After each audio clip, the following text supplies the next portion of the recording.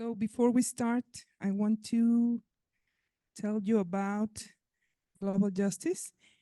We are having our 20th anniversary this year, and we are working very hard to continue with the job that was started by Cliff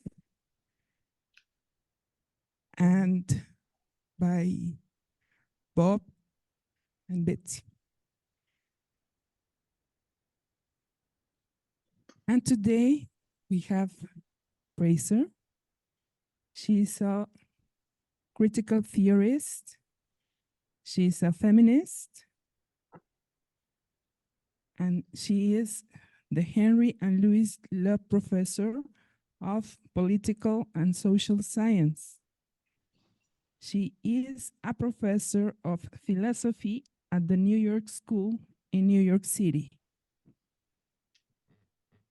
She is an author of numerous books, including, most recently, Cannibal Capitalism: How System is Devouring Democracy, Care, and the Planet, and what we can do about it.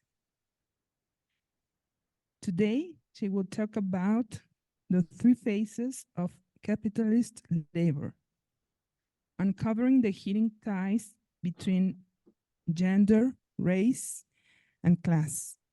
So let's welcome her with an applause. Thank you very much.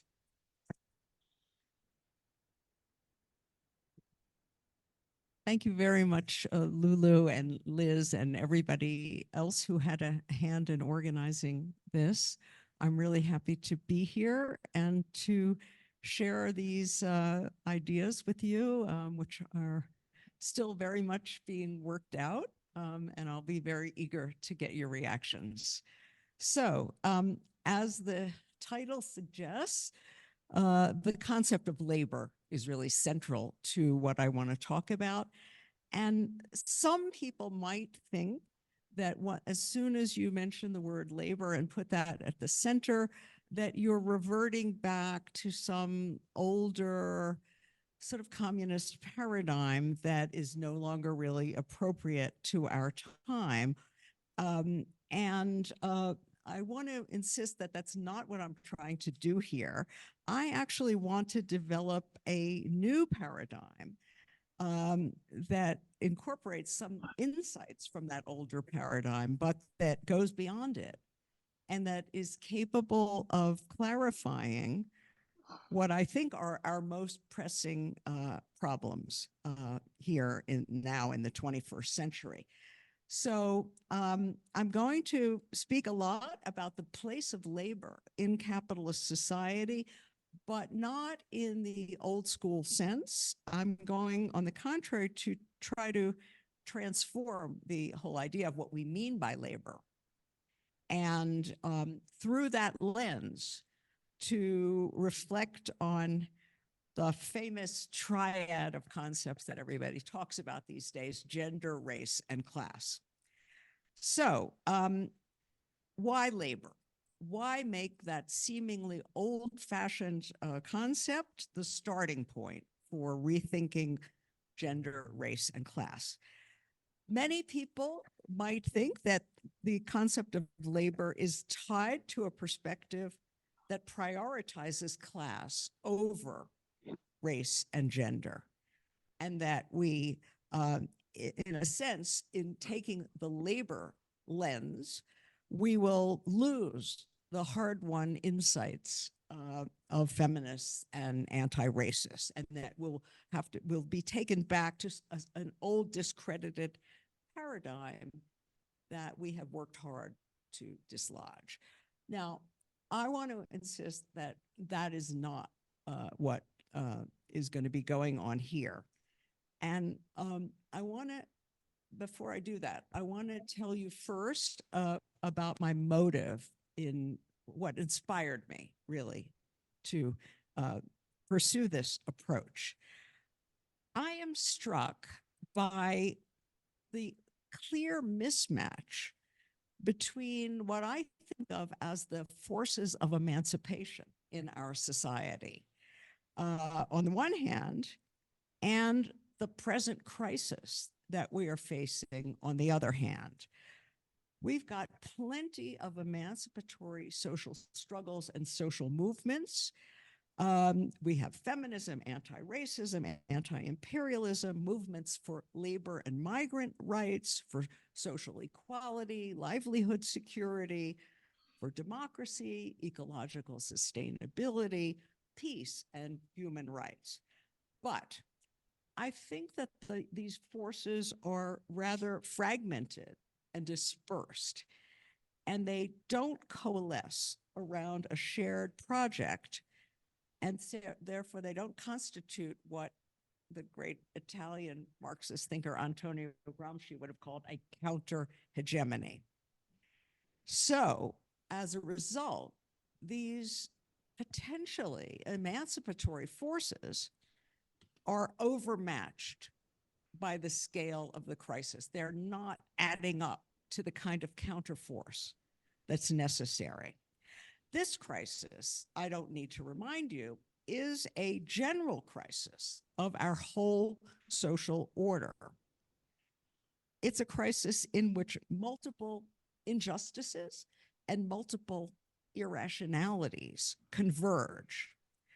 We only have to mention planetary heating, global pandemics, ballooning precarity and inequality, declining living standards, shrunken social provision, forced migration, racialized and sexualized violence, authoritarianism, persecutory scapegoating, the assault on democracy, militarization, and of course now even in several places of the globe, hot war again.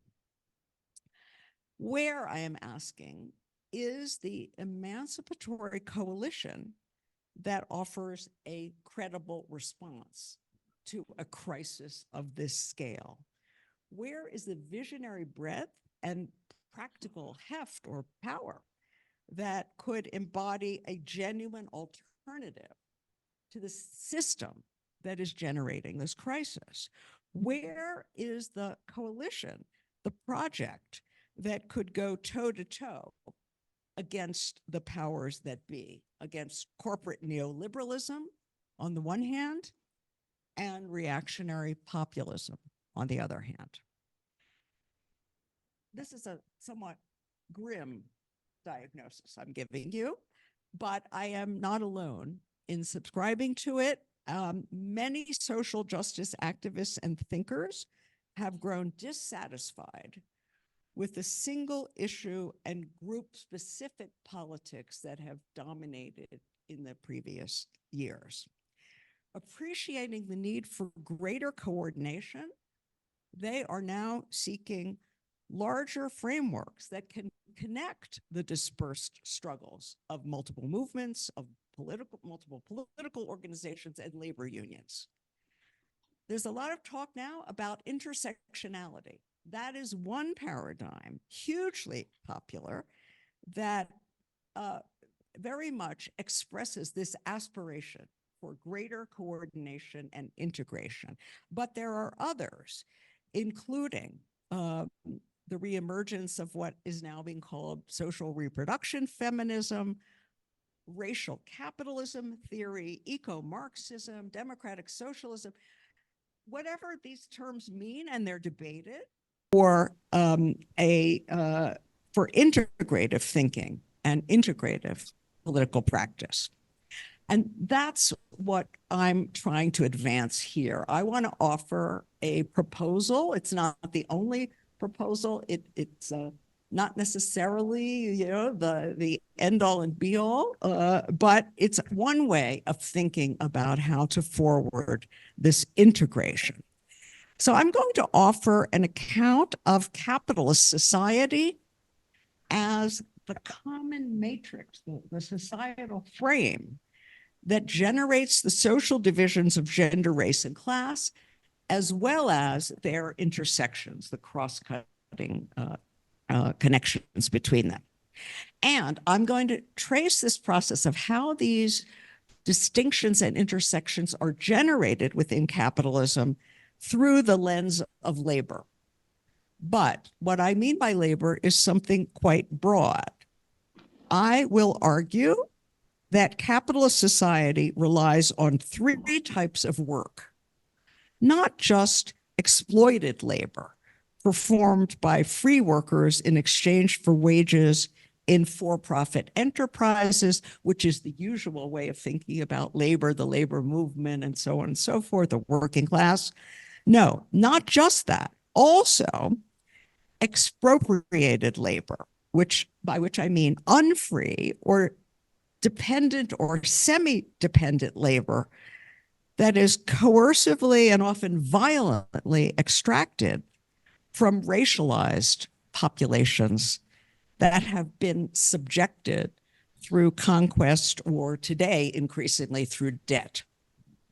So that's a second phase of labor, exploited labor, expropriated labor. And the third, finally, I'm going to call domesticated labor, which is often also described as care or social reproductive labor, which is still, despite all the efforts of feminists, still chronically undervalued, often invisible, and inherently, or at least in our society, gendered. So I want to map the entwinement in capitalist society of these three faces of labor, as I call them, and in that way to try to uncover some hidden ties between gender, race, and class.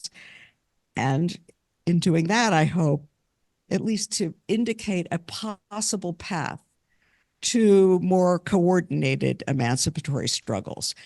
I want to say very briefly that this line of thought was inspired by my reading of the masterpiece of W.E.B. Du Bois, the great African-American sociologist, historian, social theorist. His masterpiece, Black Reconstruction, which was published in 1935, and which offered a major new interpretation of 19th century American history and of global capitalism more broadly, an interpretation that was centered on labor. Now, the book covers the whole period from 1860 to 1880. That includes the US Civil War and formal abolition of slavery, post-war Reconstruction, the radical wing of which aimed to transform Southern society in order to make emancipation a reality and not just a legal proclamation. It also includes, finally, what Du Bois called the counter-revolution of property. And that's the return of the planter dominance, which reestablished Black subservience and white property rule. Now, in Du Bois's view, this period was a major historical turning point in which fundamental questions about the country's future, and by extension, the future of capitalism throughout the world, were up for grabs. Would the outcome be, Du Bois's terms, plutocracy, which sanctified property, or what he called an abolition democracy, which elevated labor? Du Bois thought that Reconstruction, or as he called it, Black Reconstruction, anticipated and prefigured the possibility of the second option, abolition democracy. How? Because it invented a new use of state power. Here, state power was used to elevate and empower workers, both Black and white, and the suppression of Black Reconstruction or Reconstruction period was plainly catastrophic for the freedmen and free women, the newly freed slaves, that is, who were returned to a state close to bondage. But according to Du Bois, this also harmed the poor and working class whites who lost the chance to improve their economic condition and to amplify their political voice. And so in reality, abolition democracy was defeated, plutocracy triumphed. We are still living with the afterlife of all of that. Now, this narrative has a lot of pathos. It's about what might have been. Its analytical power, though, comes from its conception of labor. For Du Bois, the question of slavery was a question of labor, and anti-slavery was at bottom a labor movement. It aimed at emancipating unfree workers, not simply by legal proclamation, but also by transforming the property system and the power relations that governed their work. For Du Bois, in other words, enslaved Black labor belonged to the same conceptual and political universe as free white labor. And the radical wings of anti-slavery and Reconstruction belonged in the same conceptual universe as trade unionism and socialism. Du Bois concluded, and this is so striking, the US had two labor movements. They were separated by color and status. But if they had recognized one another and joined forces, they might have changed the course of US history and that of global capitalism. There's a lot one could say about why that didn't happen. Du Bois had lots of interesting things to say about why that didn't happen. We could say in general, the white labor movement was not so interested in such an alliance. And the mainstream of the abolition movement might not have been so interested in that either, but was more, you could say, liberal oriented. Still, Du Bois's account is revelatory because it broadens our view of what counts as labor and of what counts as a labor movement. And this image of two labor movements failing to recognize one another is really, I think, quite pregnant with possibility for our thinking about today.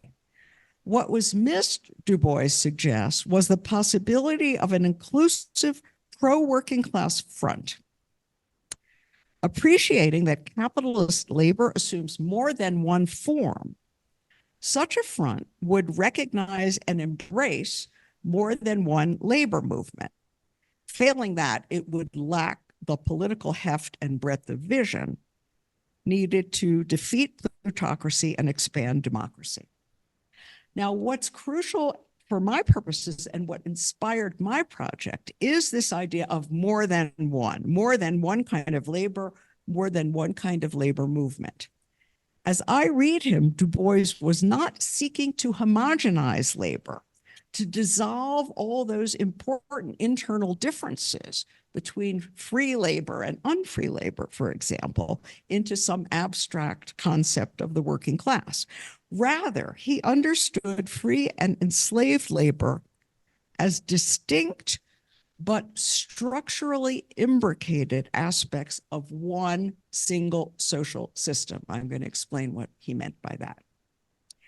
Enslaved Black workers, Du Bois said, were among, and I'm quoting him, the founding stones of a new industrial phase of capitalism.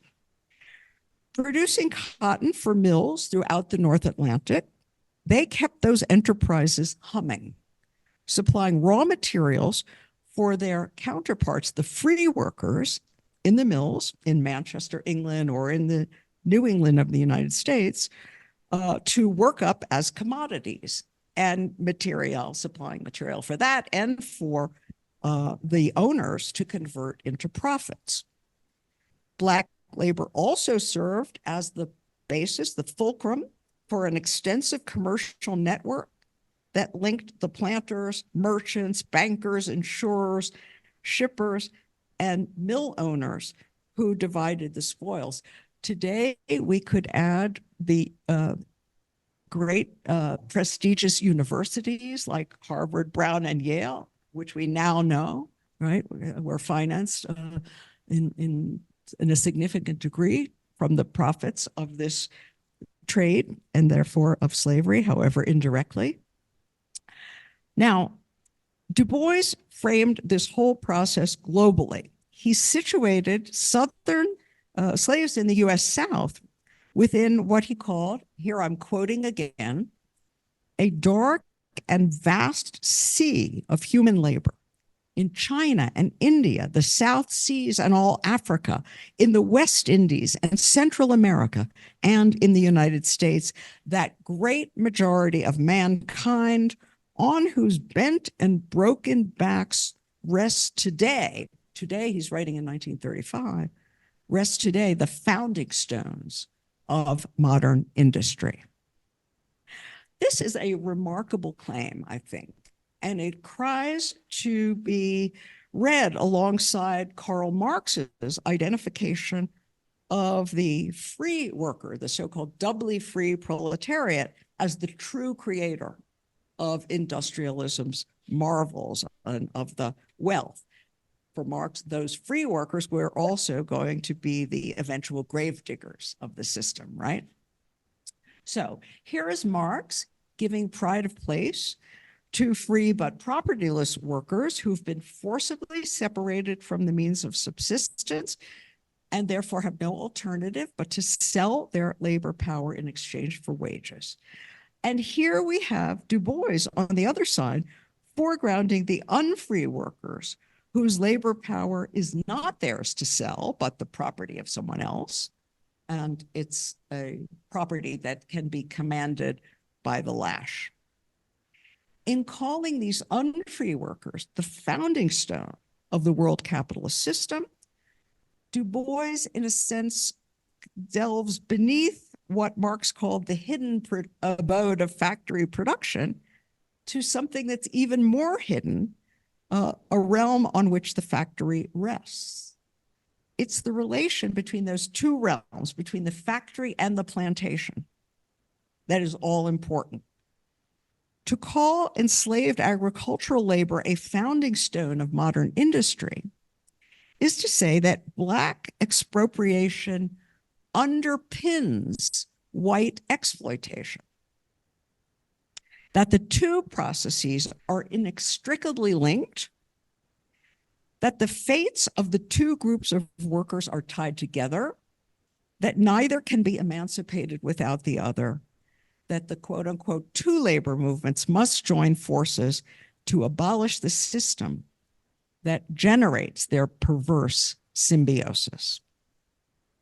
This is what has inspired what I'm about to really try to say here. I think this view is very pertinent still today. As Du Bois noted, the abolition of slavery in the US and elsewhere did not put an end to unfree expropriated labor in the capitalist world system. To this day, even now, bonded and dependent labor continues in various guises, and it still is strongly racially marked. So why shouldn't we now still view the anti-racist and anti-imperialist struggles of our time too as unrecognized labor struggles? Why not? Well, if so, here's the next move. Why stop there? Why not view feminist movements too as unacknowledged struggles over work in systems that are built on a gendered division between paid so-called productive labor from unpaid, on the one hand, division, let me say that again. Systems that are built on a gendered division of between paid productive labor from unpaid and underpaid care work. Isn't that division between productive and reproductive work just as integral to capitalist society as the one Du Bois identified between expropriated and exploited labor? And if struggles to abolish prisons and defund the police to resist ethnic cleansing and land grabs, if these are at least in part labor struggles or can be illuminated through the lens of labor, as I believe they are, why not say the same about Me Too, whose chief aim, after all, is to rid the workplace of abuses of power in the form of sexual harassment, coercion, sexual assault? Why not view campaigns for family leave, childcare, elder care, health care, housing, and pensions as struggles to prioritize activities that nurture people over activities that are designed to rack up profits? Why not view campaigns for reproductive justice, including abortion access, as struggles over the conditions of reproductive work and over the status of those who perform it? Why not view campaigns for the rights of migrants and domestic workers and for the unionization of nurses, health aides, teachers, office cleaners, cooks, servers, laundry workers? Why not view all of these as struggles to revalue social reproductive labor and to empower those who perform it? In that case, this work too would be a founding stone of the global capitalist system, one that supplies the owners with labor, both exploitable and expropriable.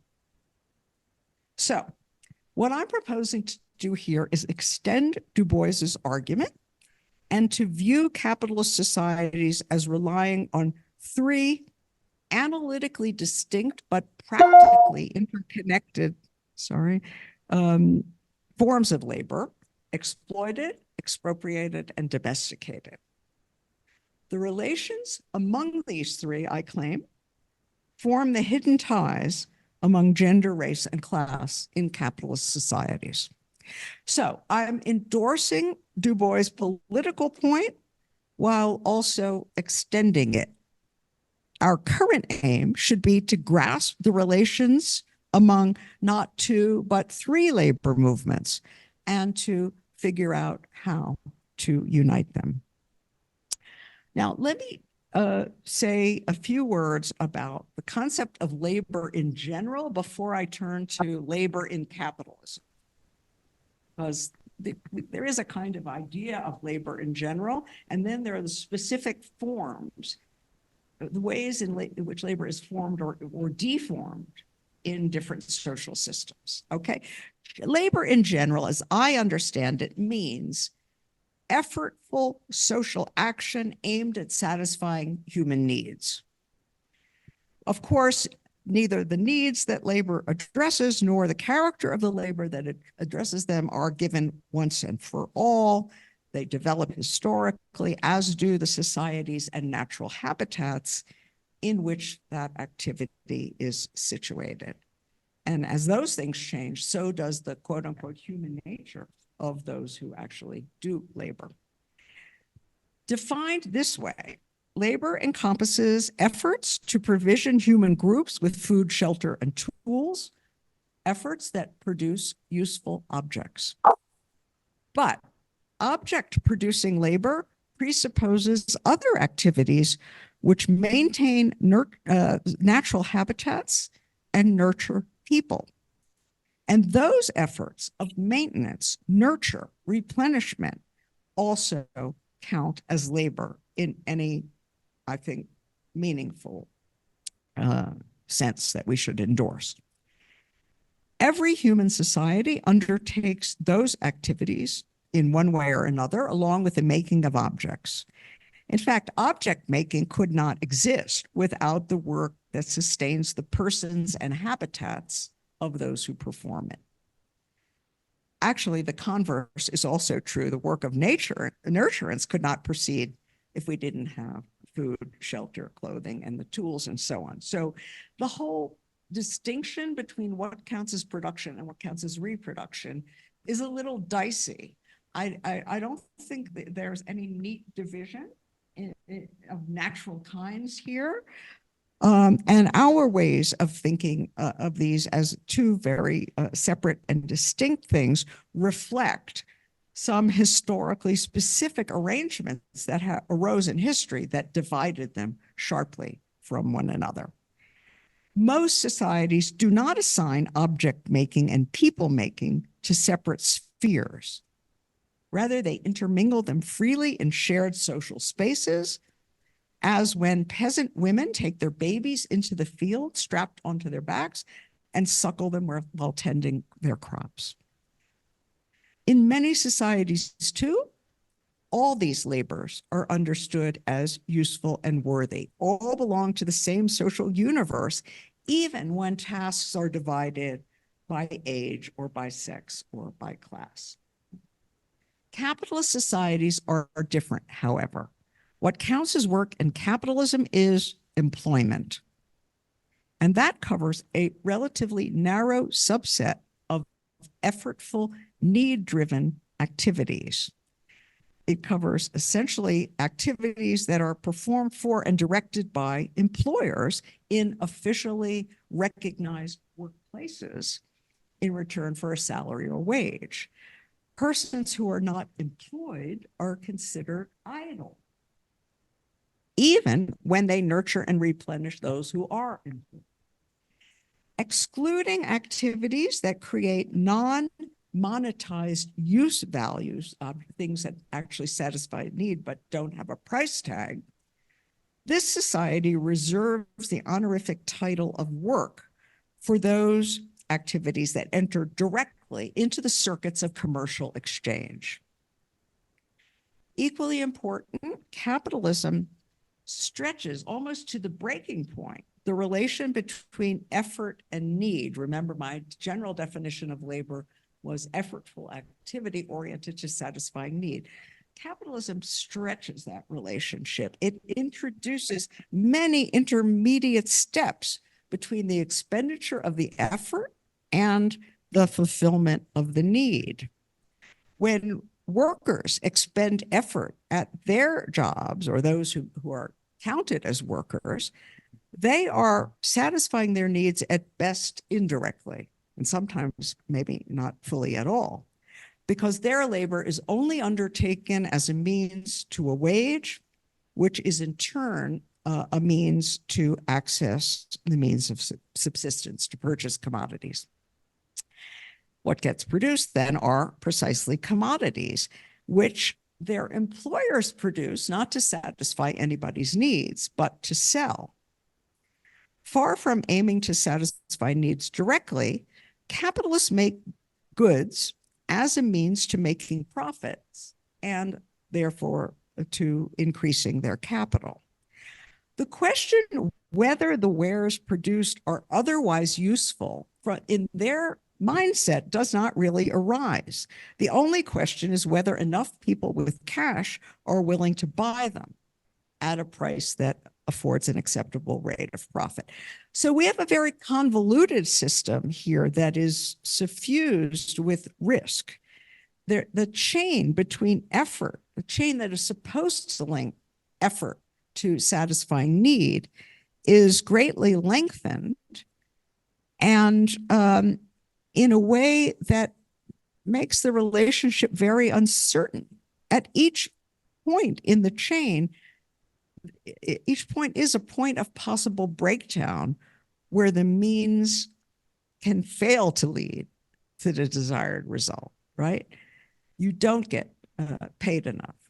Inflation makes your wage insufficient to satisfy your need.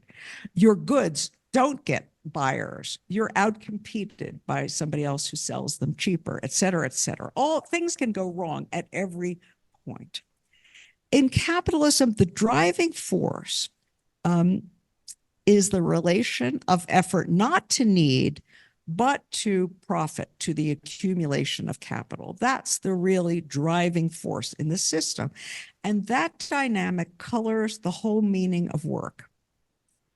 It foregrounds activity that directly generates profit or surplus value, and that is paradigmatically waged labor, free wage labor employed in privately owned and profit-driven firms.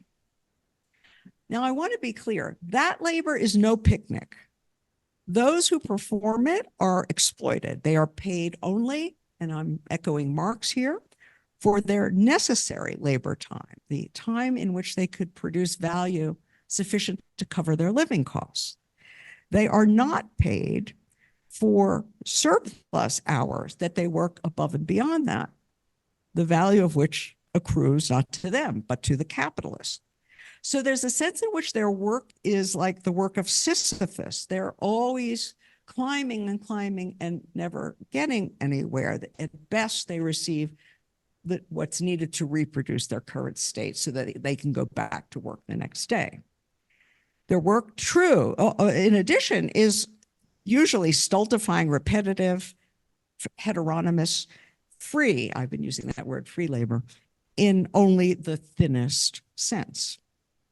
No wonder then that officially recognized capitalist labor is a major site and stake of struggle in our societies.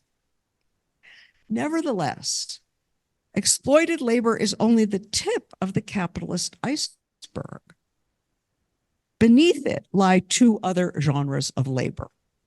First, what I'm calling expropriated labor, which is close to what Du Bois called dark labor. And second, what I've called domesticated labor, which is close to what feminists now call care work. Expropriated and domesticated labor are both forms of shadow labor.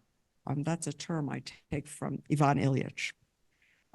They are intrinsic to capitalist society, necessary to it, and entangled with exploited labor in one social system, but are overshadowed by exploited labor, lost in the glare of the presumed normativity of wage labor. To say they lie beneath exploited labor is thus to say two things. First, that they are founding stones in Du Bois's sense, necessary conditions for exploited labor, co-original with it, and therefore indispensable elements of the larger social complex in which exploited labor is constituted as profitable and productive. But also, second, that their crucial role in that complex is systematically under-recognized and undervalued, if not wholly disavowed, by virtue of what I think of as capitalism's inherent economism, meaning it's systematically driven and deeply reductive equation of work with activity that advances capital accumulation. So, to state it more simply, my point is that expropriated and domesticated labor are just as intrinsic to capitalist society as exploited labor. Combined with each other and with exploited labor, they form three interlocking pillars of one social system. They are analytically distinct, but internally related and mutually imbricated. Each phase of labor has its role to play in the society, but the role of each is co-constituted in and through its relation to the others. And none of them can play its role without the others. Together, they form a nexus that powers capitalism's signature productivity, and we should add destructivity, while also inscribing gender, race, and class within it as deep-seated social divisions and sites and stakes of social struggle. Let me spell that out a little more for each of the two cases. Expropriated labor is unfree or dependent labor, unwaged or underwaged, coercively extracted from subjugated or subordinated populations. And in a sense, you could say it's as old as the hills. You can find it in one form or another throughout human history, including in ancient empires and feudal societies. In other words, long before the rise of capitalism. And that's why it has been sometimes thought of as residual, like a leftover, a hangover, an archaic vestige of something that is intrinsically pre-capitalist. And so many people have thought that it would fade away as capitalism matured. And yet it didn't, and it doesn't. We find dependent underwaged labor even now in prisons, brothels, sweatshops, plantations, slaughterhouses, mines, and favelas, as well as in industries that employ migrants, especially migrants without papers. Why? My answer is that expropriated labor has a structural basis in capitalist society. Although it's usually seen as the opposite of exploited labor, it's better understood as one of exploited labor's enabling preconditions. And the reason is both economic and political. Expropriated labor is cheap precisely because it's extracted from subjugated peoples who've been forcibly deprived of state protections and actual rights. They are therefore unable to command a wage that covers their living costs. These workers supply what the economists would call a productive input for whose reproduction capital pays little or nothing. And firms benefit from this in several ways: by utilizing dependent labor directly in commodity production, by gaining access to cheap energy and raw materials that have been produced by unfree labor somewhere else, maybe even on the other side of the globe, by the availability of cheap food produced in sweatshops and encomiendas, which lowers living costs and wages for all. By expropriating labor from unfree subjects, then, capitalists can more profitably exploit free workers. It's been said that behind Manchester, England, the city Engels wrote about with the satanic mills, the textile mills, behind Manchester stood Mississippi, the cotton plantations of slavery. But what was true in Du Bois's time remains true today. I want to say behind Cupertino stands Kinshasa. Cupertino is the headquarters of Apple in Silicon Valley. Kinshasa, the Congo, where lithium and cobalt, essential to the production of iPhones, is mined at times by enslaved Congolese children. Also, behind Walmart, behind those who shop at Walmart, stand those who sew in Dhaka. That's the cheap goods that make it possible to pay lower wages in the US, produced by the sweatshops in Bangladesh, where we know there have been horrific quote unquote accidents that have killed hundreds and thousands of workers. As Du Bois maintained then, the distinction between free and dependent labor corresponds to the global color line. And that holds true today as well. Who else are the expropriated now but that, quoting again Du Bois, that dark and vast sea of human labor on whose bent and broken backs rests modern industry? That too is not accidental. By dividing free from unfree labor, the system also creates two distinct categories of persons. One category is suitable for mere exploitation. The other is destined for brute expropriation.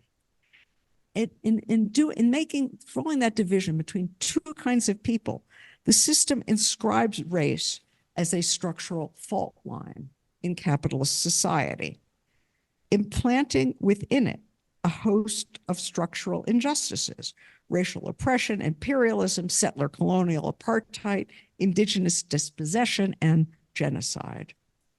The common thread among those things, each of which are importantly different otherwise, is political exposure, the enforced incapacity to set limits and invoke protections. Exposure, I claim, is the deepest meaning of expropriability, the thing that sets it apart from mere exploitability. It is expropriability, the condition of being defenseless and liable to violation, that constitutes the core of racial oppression. What distinguishes the free subjects of exploitation from dependent subjects of expropriation is the mark of race as a sign of violability. Once racialized, moreover, expropriated labor is constituted as servile and menial, degraded animal toil, inferior to work that is merely exploited. However bad the latter is, the former is, indeed must be, worse. Assigned to subject peoples and performed in subpar conditions, I would like to propose we understand it as sub-work. The expropriated sub-work of racialized others is a necessary background condition for the exploited labor of capitalism's iconic workers. Now, again, as I said, this account, and I'm really riffing here on Du Bois, this account is right as far as it goes, but it doesn't go far enough. To speak of a single two-tiered division within the system's producing classes or working classes misses a crucial point. Those two tiers depend on, and indeed are all wound up with, a third, which I call domesticated labor. That term I use in order to single its historic association with residential familial spaces set apart from factories and offices and formed as complements to the latter. And that's, you know, one signature, you could say, feature of the built environment of capitalist societies that you don't find in many other kinds of societies. But this work that I'm calling domesticated labor is not performed exclusively within private households, nor is it always unpaid. Rather, domesticated labor includes people nurturing and community sustaining work of many sorts, both unpaid and underpaid, performed in a variety of different settings, from private homes, neighborhoods, and villages to public agencies, civil society organizations, and for-profit firms. So I just want to insist that when I call this domesticated, that's not the same as domestic. To call it domesticated is to say, rather, that this work has been tamed, historically constituted as a form of shadow work, the devalued reproductive other of so-called productive labor. So again, to see why, let me distinguish the generic content of this labor, again, in general, the general content, from its historically specific form in a given society, in this case, capitalist society. The generic content includes gestating, birthing, and socializing the young, caring for the old and infirm, maintaining households and building communities, replenishing exploited labor on a daily basis to be able to return to work the next day. In capitalist societies, however, that content is hijacked, reformed, or rather deformed to serve another function. The function is to produce and replenish the populations whose labor power capital needs, the labor power capital exploits and expropriates. The effect then is to domesticate these reproductive activities, to treat them as if they were free gifts that had no intrinsic monetary value, to stamp them as non-work, as the simple expression of maternal feeling or feminine instinct, merely natural, devoid of intelligence, creativity, and skill. As a result, domesticated labor too becomes cheap. Capital treats it as a natural resource, something that's simply there for the taking, that firms needn't bother to replenish what they take or use, nor to repair what they damage. So here too, capital obtains an essential condition for its accumulation well below cost. Moreover, obviously, this signature separation of productive from reproductive labor in capitalism implants a gender division deeply within the society, much like its separation of exploited from expropriated labor implants race. The effect is to entrench gender binarism, and that affects everyone, women and men, cis and trans, gay, straight, and queer, while casting non-cis, non-straight, non-binary people as anomalous beyond the pale, because there's a systemic distinction between masculine and feminine, grounded in this distinction between productive and reproductive labor. In addition, capitalism splinters domesticated labor internally. The system, as I noted, needs more than one kind of labor power, not just exploitable, but also expropriable. Domesticated labor produces both types, as well as reproducing itself, of course, but it does so in different ways. When it's devoted to replenishing exploitable citizen workers, and we might add professional managerial strata, it is performed in part in households by relatives, neighbors, friends, and underpaid domestic workers, as we call them, but also in social state institutions by professional or semi-professional public employees, and in for-profit firms by low-paid racialized sub-workers, right? For-profit hospitals, elder nursing homes, and so on. Things look different, however, when domesticated labor is devoted to sustaining expropriable others. In that case, it is performed in slave quarters and migrant work camps, in ghettos and on reservations, in internment and refugee camps, in favelas and open-air prisons. Doubly disavowed, that labor is tucked away out of sight, the shadow of a shadow. Yet it too is socially necessary.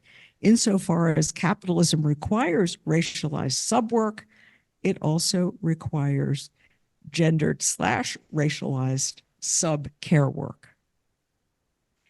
In its cheapness, domesticated labor has something in common with expropriated labor.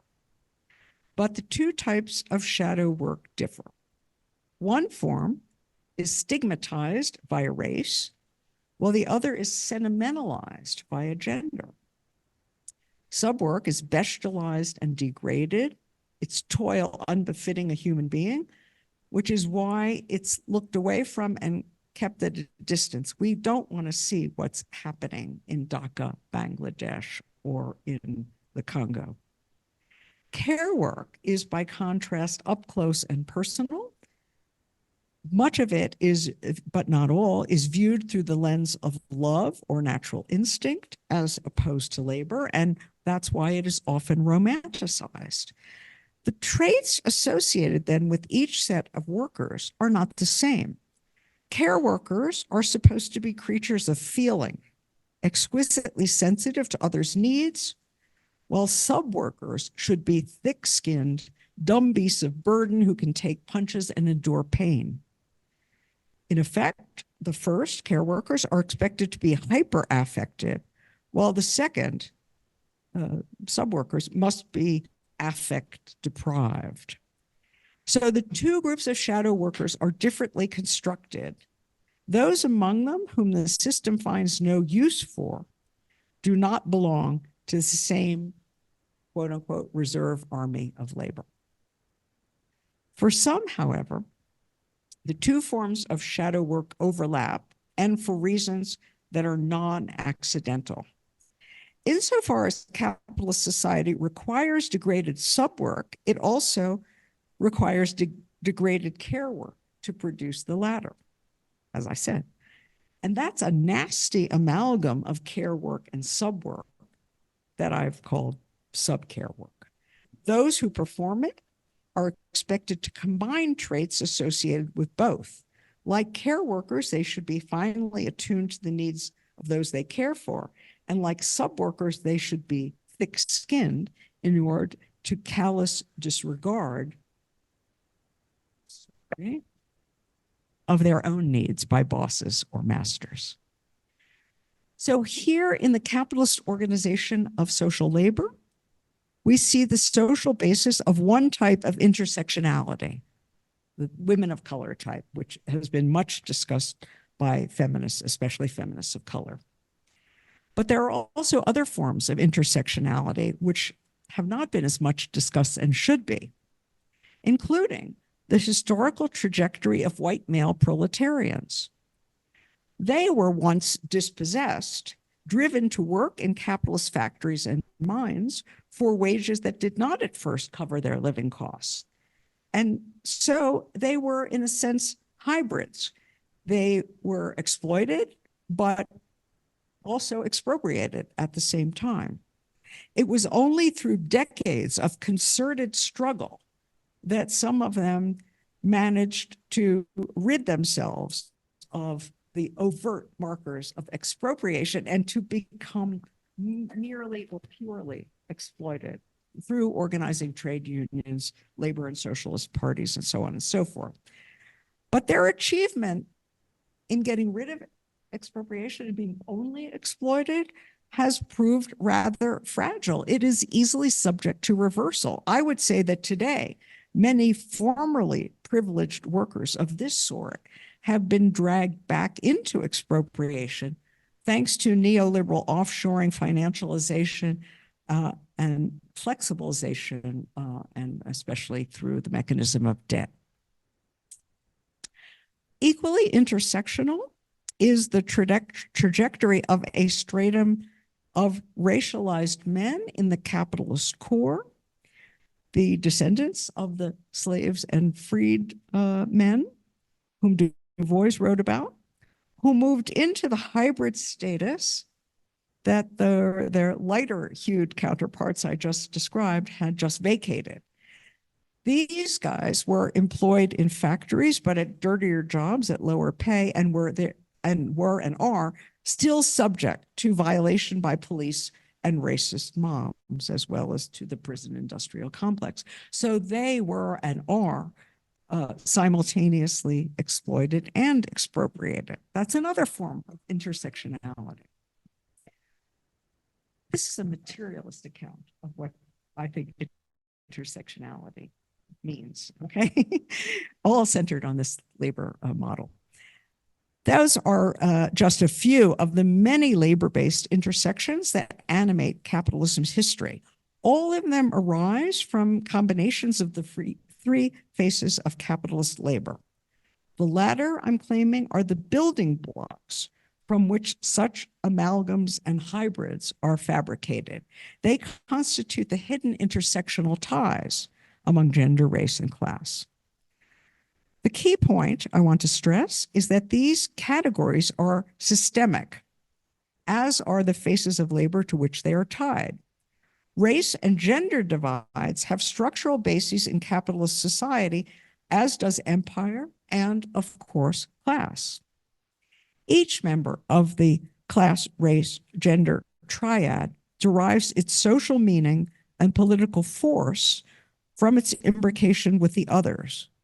All three are co-constituted within one single social system, which forms the three faces of labor and deforms the three sets of workers. Conventional understandings of the working class are therefore misleading. Analytically speaking, gender and race are not alternatives to class, but structurally grounded divisions within it. And struggles against gender and racial oppression can plausibly be understood as unrecognized labor struggles. Much more needs to be said about the three faces of labor, their various intersections, and the forms of social struggle to which they give rise, including struggles over who counts as a worker. We need to account for both the functional integration and the political misrecognition that has historically divided the three groups of workers from one another, prevented them from forming the kind of historic block that Du Bois thought was missed in the era he wrote about. We also need to determine for our own time whether and how far the labor lens proposed here can embrace and clarify struggles that may seem at first glance to escape it. Struggles against indigenous dispossession, police violence, settler colonial apartheid, and murder by debt, against abortion restrictions, gender binarism, and sexual assault, against planetary heating, imperial war, forced and blocked migration. All of that is grist for future work and future discussion. Still, I hope I've said enough today to convince you that Du Bois was onto something really important. Capitalist society relies on more than one face of labor and precipitates more than one type of labor movement. That perspective has since been enriched, and we have to say complicated, by feminist analyses of gendered care work and social reproduction. By combining their insights with those of Du Bois, I have suggested that capitalist societies give rise, for non-accidental reasons, to a system-specific nexus of not two, but three faces of labor, analytically distinct, but functionally imbricated, internally related, and mutually co-constituted. The effect is to uncover, as I said, some hidden ties among gender, race, and class, and also to deepen the conceptual force of the term intersectionality and to advance its political project. That project, as I view it here, is to build a counter-hegemonic political bloc that embraces the concerns of three labor movements and fosters greater coordination among them. Nothing less will suffice, I think, to transform the social system that oppresses us all. At the start of my lecture, I posed the following questions. Why make the concept of labor the starting point for rethinking gender, race, and class? Isn't it tied to a perspective that prioritizes class over gender and race? And doesn't it lose the hard-won insights of feminists and anti-racists? Won't it take us back to that same discredited paradigm we worked so hard to dislodge? I hope I've said enough here to convince you that the answer is no. Sometimes it's necessary to risk the appearance of going back in order to go forward.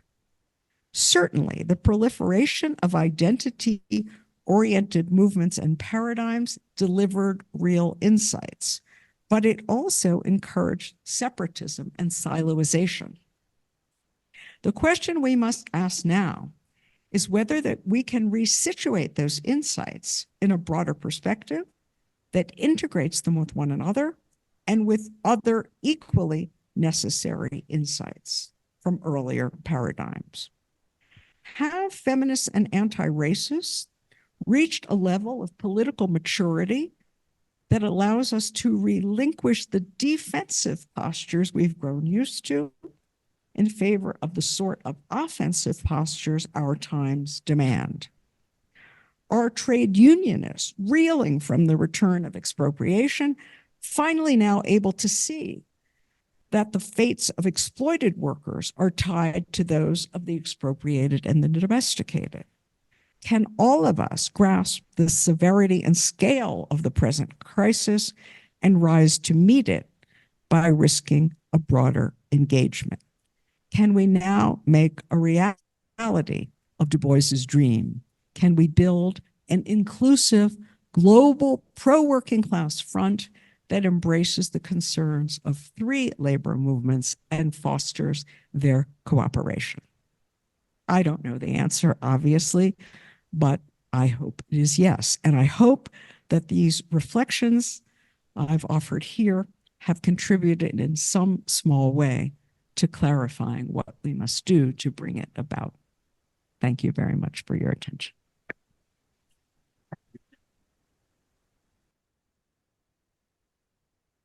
So now we are going to continue with the Q&A session. Who would like to ask something or participate? I have a question, if you can hear me. Yes. Oh, okay. Dr. Fraser, that was really interesting. And I've read about half your book. I'm still working on it. So I'm familiar with your concepts and I'm sympathetic to your analysis. My question is whether or not there isn't a deeper paradigm behind capitalism that we should be focused on. And that is a paradigm in which we valorize greed, domination, and hierarchy. And we use, as well as subordination of women and racism and so forth. But we usually refer to this as patriarchy because it does seem to embody the greed and the domination and the hierarchy as well as subordination of women. And it seems to me that that is the paradigm that we have to address, that capitalism is more or less a tool of that it's a sort of inevitable result. If we valorize those qualities, we're going to end up with a social and economic system similar to capitalism. And that behind that complex is our definition of masculinity. And that as long as we valorize those and teach men that this is the way to gain status, power, self-esteem, and so forth, that we're going to end up with systems based on domination, hierarchy, and so forth. So I wonder how you put that together with seeing capitalism. It seems to me you're seeing capitalism as the root of our problems. Thank you so much for the question, the comment. It's a deep and very important one, and I do treat capitalism as the master framing concept for understanding gender relations as well as class and racial, ethnic, imperial relations in the last 500 years or so. This is not a transhistorical story that I'm telling. I'm telling a story about a specific, albeit long, period of history. And it's true that that the forms of male domination existed in pre-capitalist societies. It's true that that slavery and other forms of unfree labor ganging and so on, and land expropriation also existed for capitalism, although I don't believe they were racialized before capitalism. There's a long and interesting debate about, where, when, and how the category of race emerges and becomes the structuring principle. But notice that I use the phrase male domination as opposed to patriarchy. I prefer male domination as a kind of, let's say, more flexible term, because I want to underline the really different forms. Gender asymmetry, we can even call it. Gender asymmetry, gender subordination, the really different forms that takes in different forms of society. I don't think the forms of male domination in capitalist societies are of the same type that we found in, ancient Greece or in pre-contact empires, in what we now call Latin America, including Central America and so on. All of them have a sex division, which is also a power division. But just, you could see that I'm doing a lot to revise Marx, but I am still a Marxist, albeit a very unorthodox one. And as a Marxist, I'm interested in the sort of structural and functional relations that a given epoch that arise in its social totality, that is historically specific.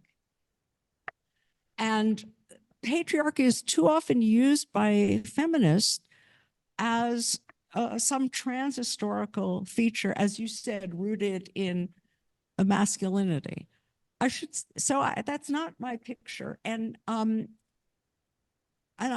want to say also that to think it's deeply rooted in masculinity, for me, would be a political non-starter also. Telling men that there's, something kind of intrinsically wrong with them is not the way to win allies. Well, may I see? correct that? I'm presenting. You want to? Yeah, go ahead. Yeah, I'm not saying that men have this intrinsic problem. I'm saying that the concept that we teach men as to how to be masculine is a problem, and that it. I agree, but yeah. You don't think it's the same concept that we're teaching men now that the Greeks were teaching men in 400 BC, right? I mean, these are also historically specific forms, femininity and masculinity. Just one more point. I mean, men for me are not the enemy in a functional sense. They occupy a privileged position in some respects, although some men are subordinated to some women too. The picture is more complicated. The capitalist class, on the other hand, to me, is a different kind of animal. And it is functionally oppressive. Men are not functionally oppressive, in my view. So well, anyway, again, I probably haven't said enough to really get to the bottom of this, but I want to sketch. There are several different paradigms you could use to explore these questions, and I appreciate that you raised that one. It's in the back. Yeah. I'm not saying I agree with everything you've said about the what happens in a capitalist system. And I'm an example of that, of being an American and being brought up in America. I'm an example of the American experiment, the struggle between democracy and capitalism. We all struggle with this. Yeah. That's one point. The second point, and I raise this to you via an email, I think is important. These definitions and the kinds of things you're talking about should be brought to bear in a symposium on capitalism, where all the different definitions are brought to the table and people get a chance to sort through, to translate what's going on in our country and make that information accessible to the public and to the students, and saying, this is what we've come up with. Isn't this interesting that this is part of your life, yet there is very little dialogue for you to attach to that speaks to your everyday life? And we haven't done that in America. And I would suggest that your points would be couched in that kind of conference or symposium. And I'll suggest that maybe your school should be doing this in New York City. Yeah. Well, that's not something to laugh over. Who is going to do this? I'm actually going to tell you that we are. I'm laughing only because I teach in a program on capitalist studies in addition to my regular appointments in philosophy. I'd like to know more about that, having a call across the country of people who talk about capitalism in the U.S. and democracy being brought together to sort of further this kind of dialogue. So that's my point. Just very quickly, because I want to hear from other people too. I love this idea of a symposium in which different paradigms and different ways of understanding capitalism are brought into dialogue with each other. It's true that there's this sort of Marxist wing and the neoliberal wing and so on and so forth, the Keynesians and this and that. But I do want to say that there is something along the lines of this intersectionality, which I treated as a deep desire for an integrated framework. Another indicator of that deep desire is the rise throughout American universities now of capitalism studies programs. This is something new within the last 5 to 10 years. And it's a whatever you want to say about this program or that program, whether it's dominated by economists and there are all kinds of issues. But this is a great thing because this is definitely, a sign of the intersectionality paradigm of integration. And that's, what I've given you here is just sort of one initiative, one proposal for how to think about this. There are many, many others.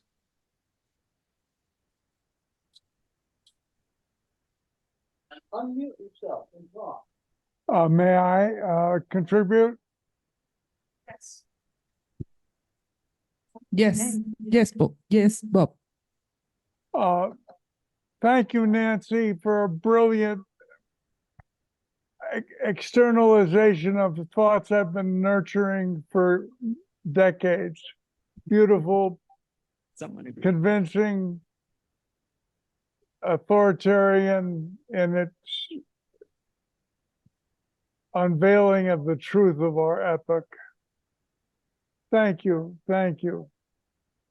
I want to suggest a way to save us men in a Marxist manner from the congenital disability issue.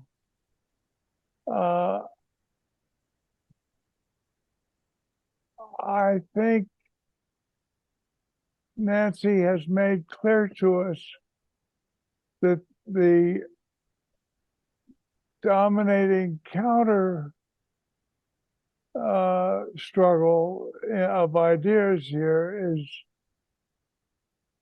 is already being made in the domain of feminism, and the summation and conclusion would be that we should all shift from making things to making people, from objects, which she thankfully categorizes as made objects that dominate us, is the center of our economic life, but it should be making humans.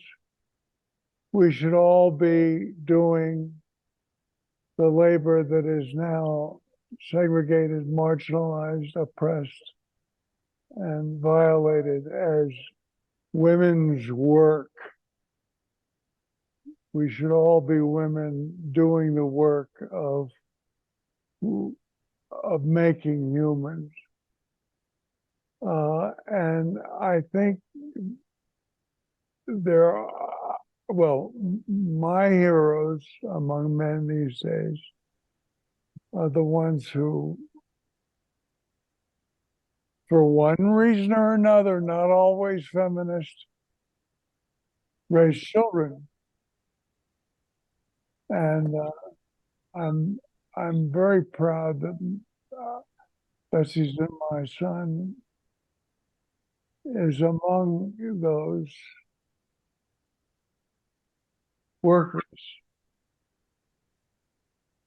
Is my intervention coming through? I'll be very brief.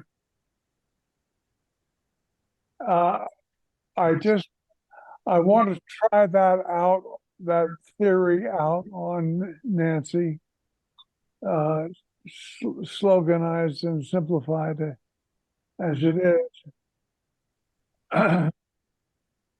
But I want to give an example of what I mean.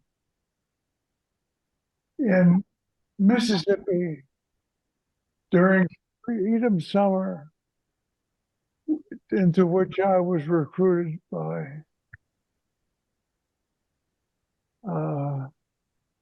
Bob Moses. Bob Moses? Moses. Well, no, I was recruited by a white guy. I asked Bob Moses when he did come to visit us. He put together the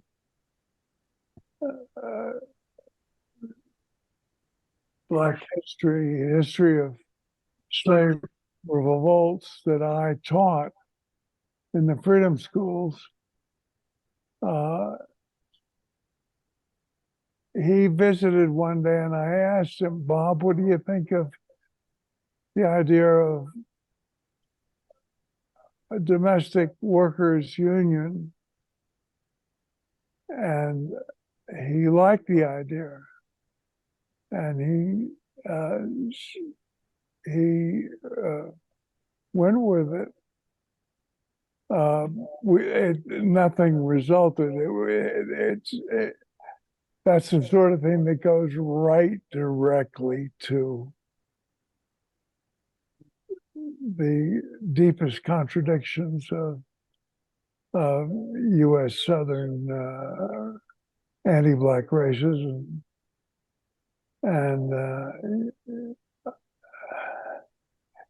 she's just a member of the family, you know, that's the way they used to think of it.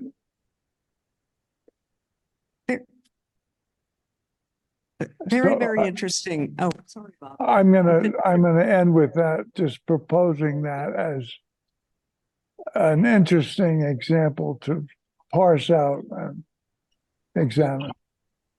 It's very, very interesting. And with respect to Bob Moses specifically, right, what he later went on to do was the algebra project, which was about teaching math to poor kids who had very, inferior schools. And that is part of social reproduction work. Social reproduction work, what I meant to say is that it's not only in the household. Teaching is part of reproducing humanity. It's generation. So Bob was very much a somebody who walked the talk. The only other comment I wanted to make when you talked about the importance of of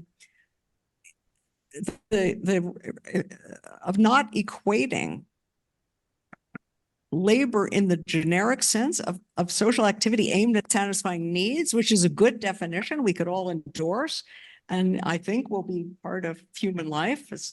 I don't think it's ever going to be automated out of existence. The importance of not equating that in a way that puts object making at the center of it. So, and part of what that means is, elevating to a priority social reproductive labor. The nurturance, not just of individual people, but of sustaining bonds between people, communities, not just households and so on. But I had one other thought. I was thinking, what's prioritized in our society? Is it really object making over people making? I think a lot of what's being problematized is abstraction making. Derivatives. I mean, collateralized debt obligations, credit default swaps, carbon offset permits, or carbon emissions permits and offset. Right. I mean, these guys can make money off of anything, purely invented things, as well as off of things that, far from meeting human needs, destroy the planet and people.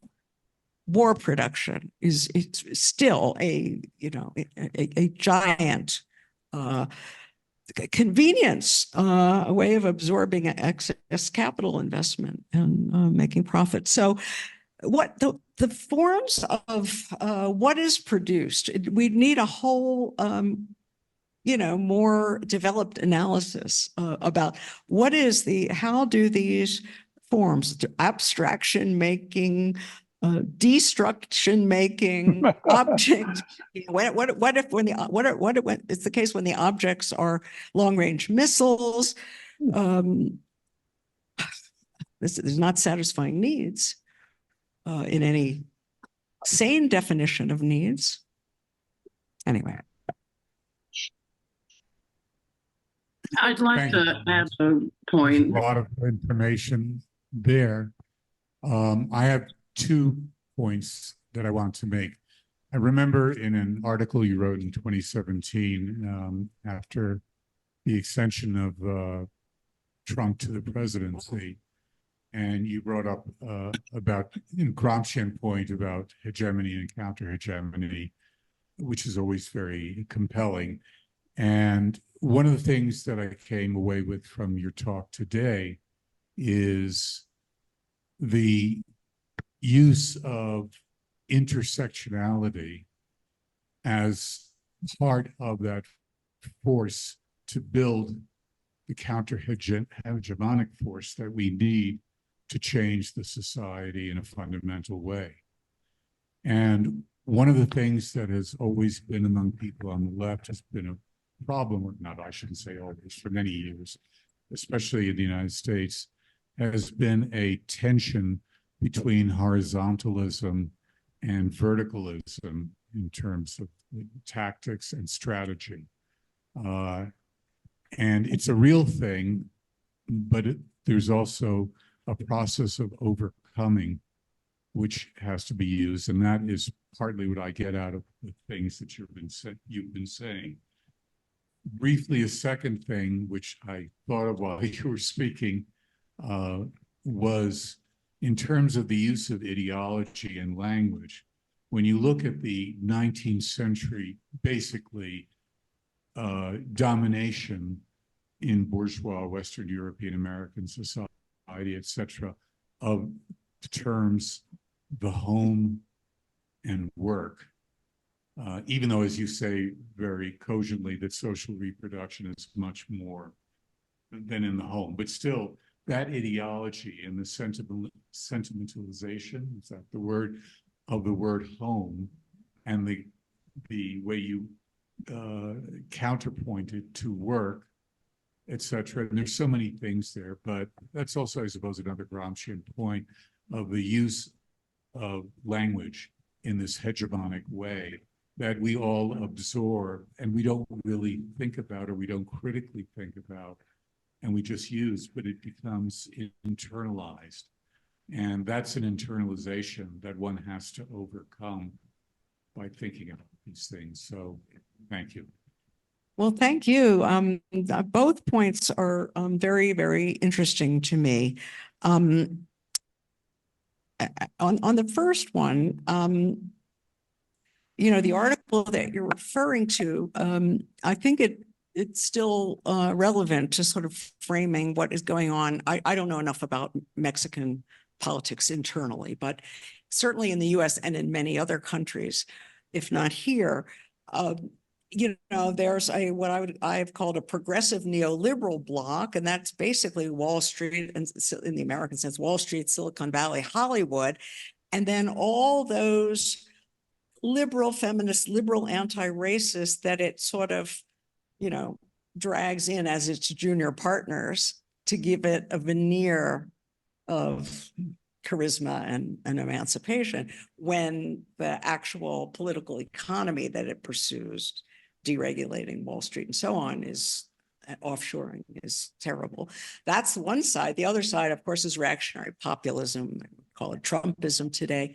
And that is successfully attracting not just white working class people from the Rust Belt at first, but increasingly, Trump is now polling ahead of Biden among Latinos in the US. It was astounding.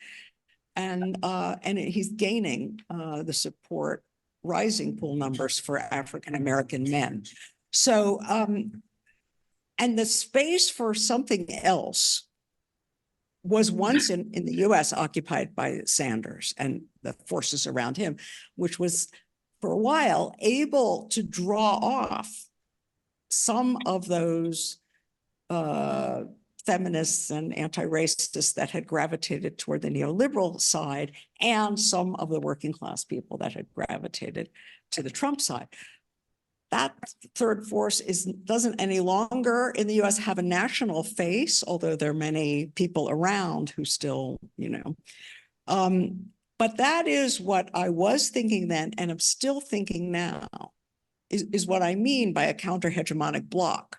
It would mean splitting the two other blocks and drawing in whomever you can from each of them, not writing all Trumpists off, as Hillary Clinton famously did, as deplorables that are totally irredeemable, but treating them as, I mean, this is controversial, but not principled racists, but opportunistic racists.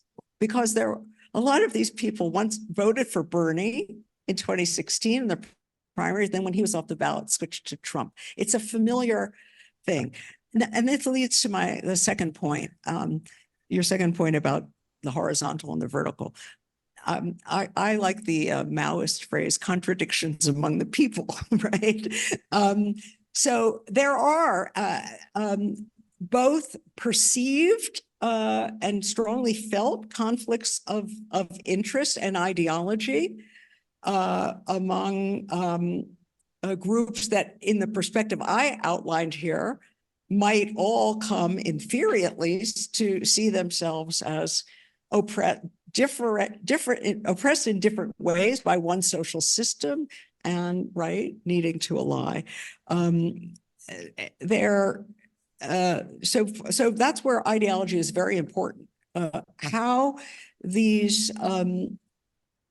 that hegemony is constructed that rules out the third option. And you're right that language is very interesting. When you talked about the sentimentalization of home, I immediately thought of homeland security. Now that's a beautiful ideological capture of a term that endows it. Oh, it's worth dying for. Send me off to wherever, to Ukraine. Yeah. So you said that Black males and Hispanics are being drawn to Trump, and what is it that he has to offer, his platform, that attracts them? Well, not Trump himself. He's totally irreligious. That's complicated. I think it's the image of, I think we're back to masculinity. I think it's the image of virility and strength and being a fighter. And he thumbs his nose at the sort of cultural elites. He's also a strong man who will protect you. I mean, all these things are fused, and then, we have the counter image projected by Biden, and everybody has been talking about is in the State of the Union. Did he shout loudly enough to convince people that he's alive and can really stand up to Trump and is not, some kind of a zombie or whatever? So there's this huge metaphorics of strength and virility. And that must be part of the story. But I would also insist that there are real legitimate grievances. Trump and all the reactionary populists misdirect the grievances. They channel them into persecutory scapegoating. The reason your life conditions are worsening is because of the immigrants, the Muslims, the Blacks, the Mexicans, the Jews, whoever it is in that setting. It could be whomever. And so I think what the strategy I recommend is to validate the grievances. Yeah, your things are really bad, but you're blaming the wrong person. Here's another account, another diagnosis of where that problem is really coming from and what has to be changed. I think if you dismiss the grievances and adopt a posture of moral superiority, you are racist, I am pure, you know, that only reinforces the sense of being condescended to by the elites and so on and so forth. Hi, this is on. I'm Canadian and live north of Toronto. And most of the people I know, we just shake our heads at what's going on in the US. It is just totally bewildering to us on what's happening and the attitude of people. But first of all, comment on feminism and equality. And again, I can't speak to the US, but I check the business papers on a regular basis up in Canada. And I'm amazed at the number of women I'm seeing put forward as CEOs of very large companies. General Motors up in Canada, IBM was down here. The number of women that are going through medical training, number of women that are enrolled in universities are now outstripping the number of men that are in. Sooner or later, that pressure is going to make itself felt throughout other aspects of society. The other side of it is, from the bottom up, looking at people who may not have the same advantages that some of us have. In Canada, we fund our education system totally different than you do in the US.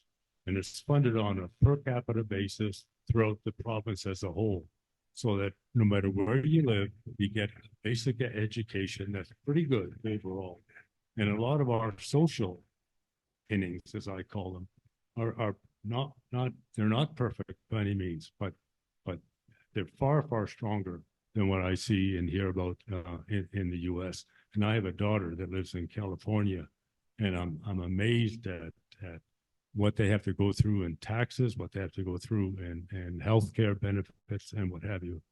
And the last thing I'll say is a lot of things that you've talked about, is, if I've understood it, is to bring enough pressure to bear that you can get some political change made, in a nutshell. Yeah. Okay?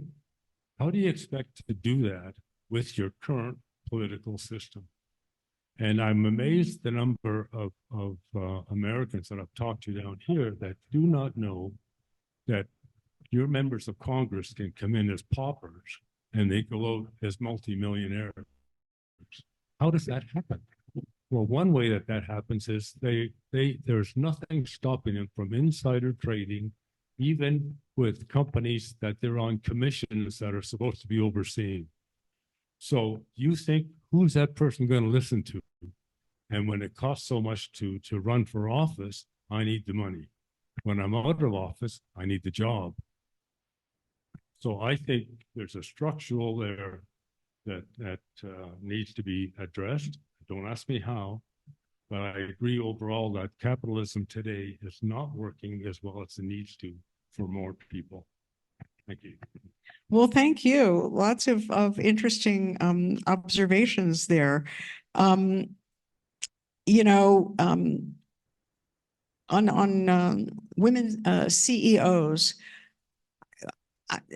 I'm not sure what kind of change that actually means. What's going to trickle down from that, except more debt and lower wages and so on. So that's what I meant by progressive neoliberalism. It gives a veneer, equal opportunity, blah, blah, blah.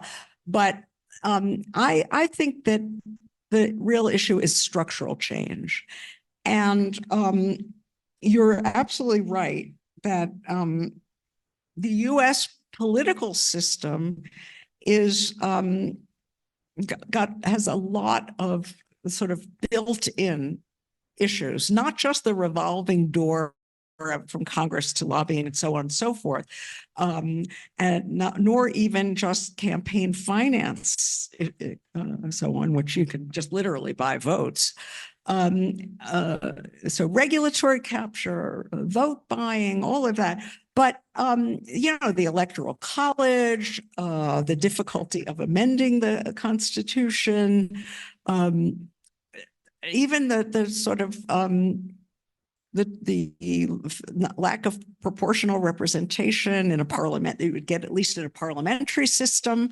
There are so many things that are specific to the US system that do make, I would say, they make change through normal political channels very burdened, even modest reforms. And what that suggests to me is that, and I'm not, you know, against electoral politics. I think that, for example, in my lifetime, Sanders used his bids for power, which actually turned out to be more serious than I think he ever thought they would be at the start, or that I ever thought would. He really used them to educate people and raise consciousness. And I had hoped that Cornel West might do the same in this election, but by running outside the Democratic Party framework, he doesn't get access to an audience. What I'm saying is that that it's got to be from civil society, from the ground up, not just through the electoral system. The electoral system is, as both Bernie and Trump say in different access, rigged. That's a rigged system, no question. So it's going to take a more radical form of struggle that will include the electoral, but also outside the system, inside, outside, you know, a more complex, radical form of struggle.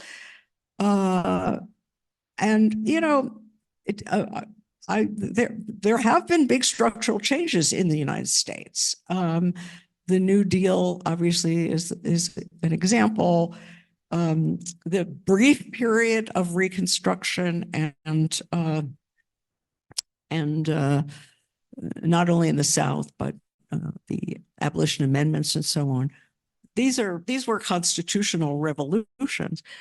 The Supreme Court today is actually undoing New Deal regulatory capacity and so on and so forth. So this is why we need to periodize capitalism. Neoliberal capitalism is a completely different kettle of fish than what you seem to still have quite a bit of. Even in a neoliberal international environment, you are somehow in Canada hanging on to at least some aspects of a social democratic variant of capitalism that in the US has been severely weakened. And in the Scandinavian countries,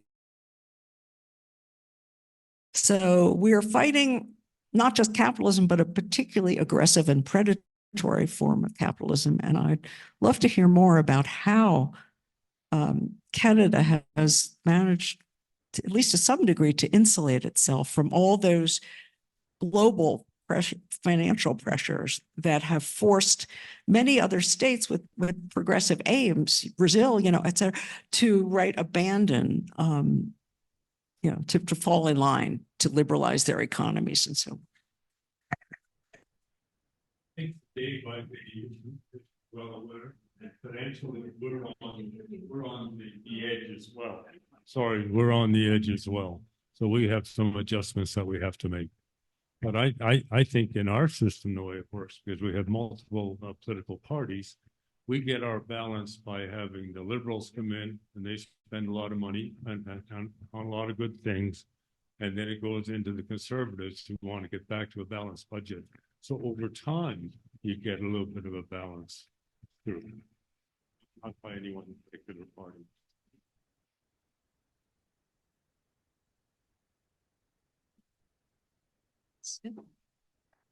Any more questions? Lulu, I'd like to make a comment, if I may. Yes. Okay, Please. yes. Hi, Nancy. One of the things that I really like most about your talk is the way you pull together all of the emancipatory movements and the movements, all of the different movements that make up the overarching movement for social justice or global justice in the world. And you argue that if you focus it on labor and looking at all of these different movements as being part of the labor movement, which I think they are. Of course, women have been talking about, hey, my labor at home taking care is just as important as your labor going out there making bombs or plastic trinkets that just pollute the world. And I think that I've been thinking for years, how do we bring all these different movements together? I've often thought of it in terms of a peace movement. I mean, a movement for real peace, not just the absence of war, but peace where humans can thrive and be human instead of being these sort of truncated robot type people who are working, just for profit.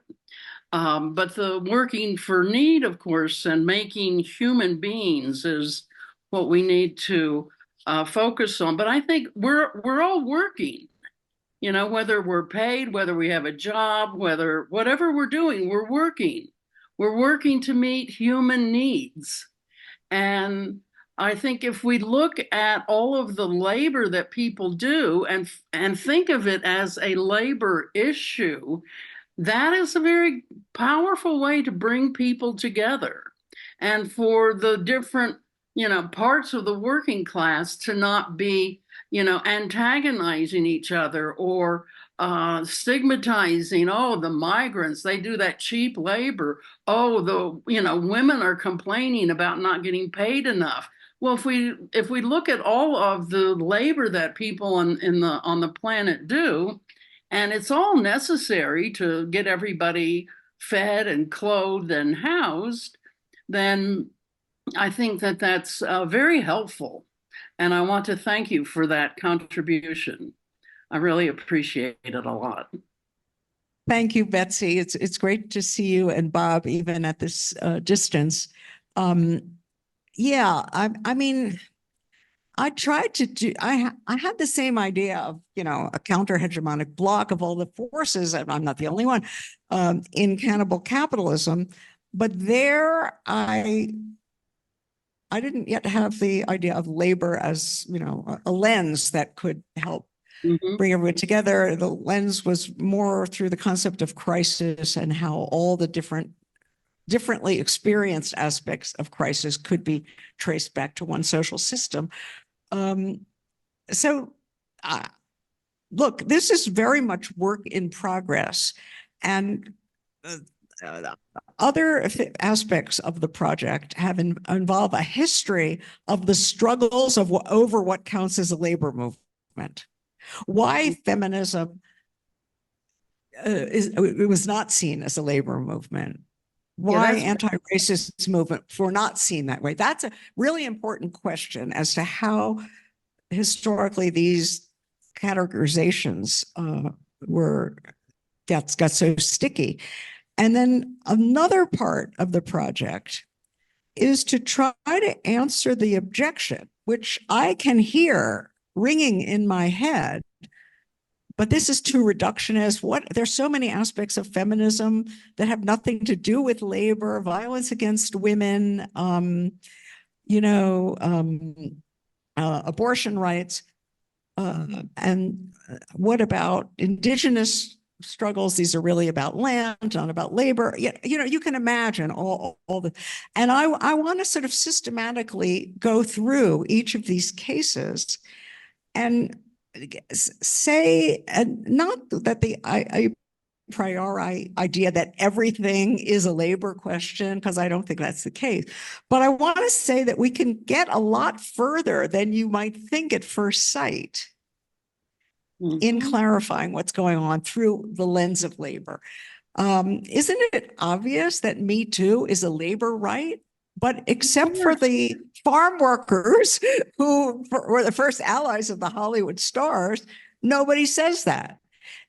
I mean, isn't it obvious that abortion access is a labor right? I mean, if you have an expanded view of what counts as labor, and I think you can go through lots of other things in that way and show that if we could expand our idea of what labor is. And I think you could see from what I said about expropriation and race, and this idea of violation and exposure. A lot of violence is very intrinsic to this racialized division and the construction of these people who are fit only for expropriation. Anyway, I'm adopting this as an experimental hypothesis. How far can it be helpful without an a priori, conviction that this is the only way to go? Good luck. We'll look forward to seeing the results. Thanks. So if we don't have any other questions, thank you very much for coming and for giving your support to our programs in global justice. And if you would like to donate, thank you very much. And thanks to Ms. Fraser for being here with us. Thank you very much.